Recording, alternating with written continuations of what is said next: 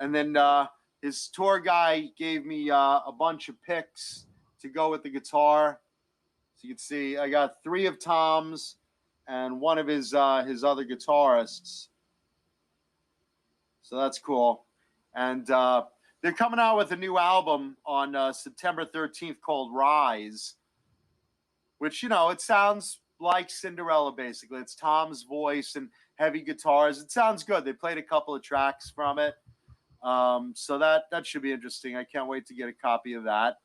And then, best of all, he's like, how do you want the guitar signed? So here's our revisit of the guitar. And if you look at it, it says Pat's Dogs, the cook is never tired, Tom Kiefer. That's awesome.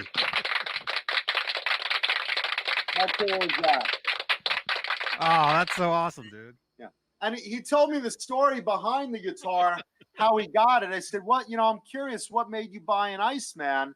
Because, you're a Gibson guy. It's like, well, this was so early on in the history of the band. I needed a backup guitar. I only had 1 guitar. And I wanted a second guitar. So I saw an ad for a guitar playing contest.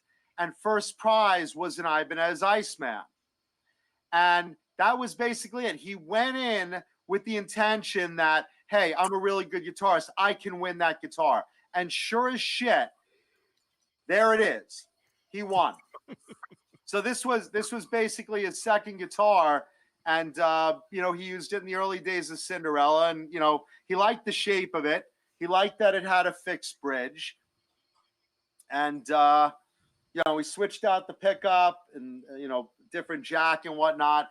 But that was the deal with it, was he won it. So he was really happy to see it. And he says, I'm really glad it's, in good hands and, in the hands of someone who really enjoys this kind of stuff. And that was it. Very cool. Yeah. So again, Pat's Dogs.